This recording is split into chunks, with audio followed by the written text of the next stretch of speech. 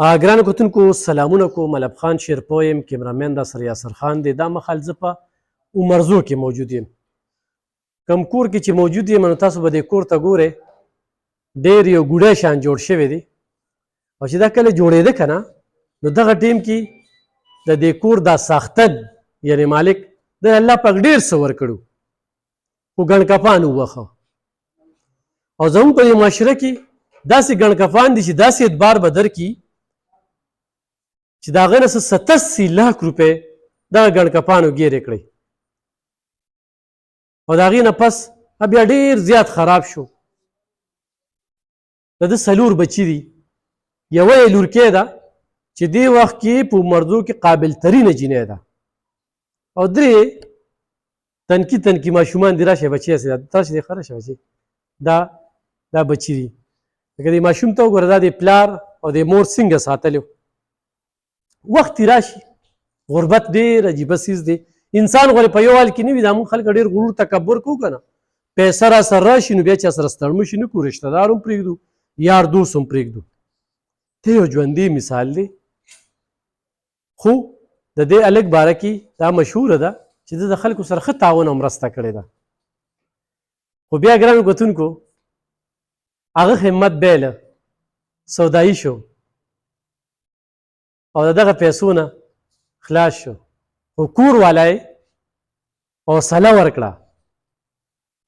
او د هر کامیاب سړي شاته غواړي د یو زنانه لاس وي. نو هغه خورکې په دې دوران کې دا کپړې په قرضداري روړي دي.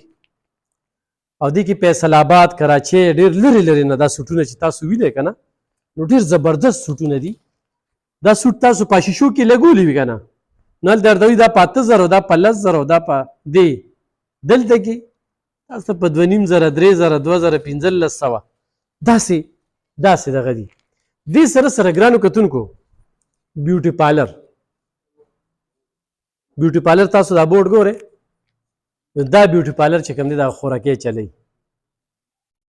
اوس د دې کپړو شاته د 4 ماشومانو تعلیم دی، د دې د مزدورۍ کور چلول دي، او هغه خاوند له حوصله ورکول دي. کومو ګڼکپانو چې هغه لوټلې دي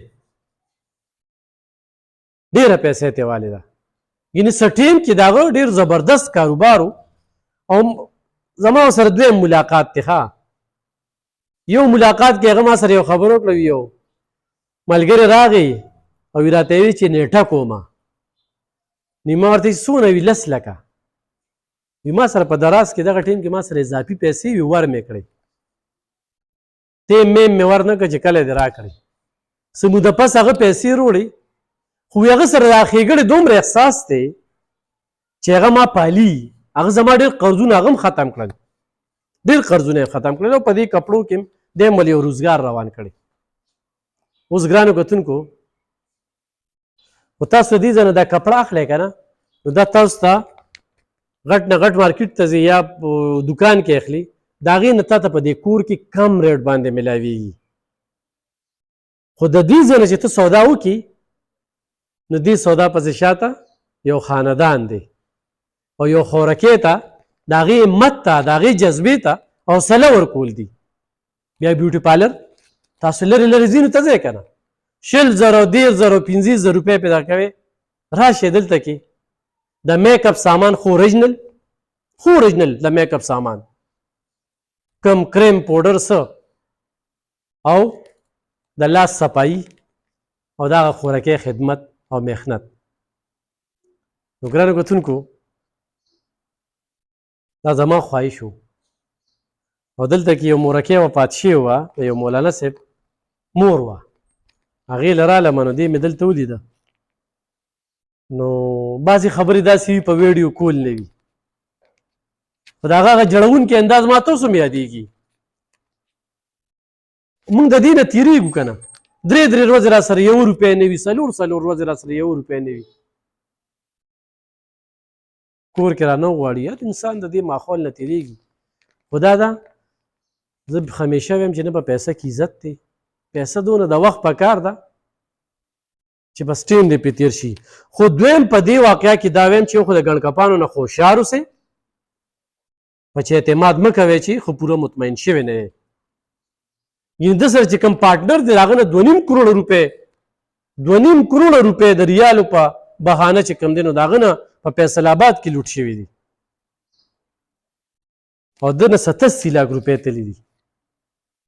نو انسان په یو حال کې نه وي، کله مالداري او کله داسې غریبي چې کپړو ته کینی خرڅوي په دې کې بچي پالي، په دې کې کور کې د 20 روپو چې د 50 روپو چې د 50 روپو غوړي او یا دا کور په داسې ډیزاین جوړ شوی دی چې دا د ده دغه مالدارۍ او د کاروبار غټ کاروبار او د ټکټرو کاروبار او بس ساده خبره ورته وکړم ولې چې روک نه دی دې علاقه کې ټول خلک پیژني.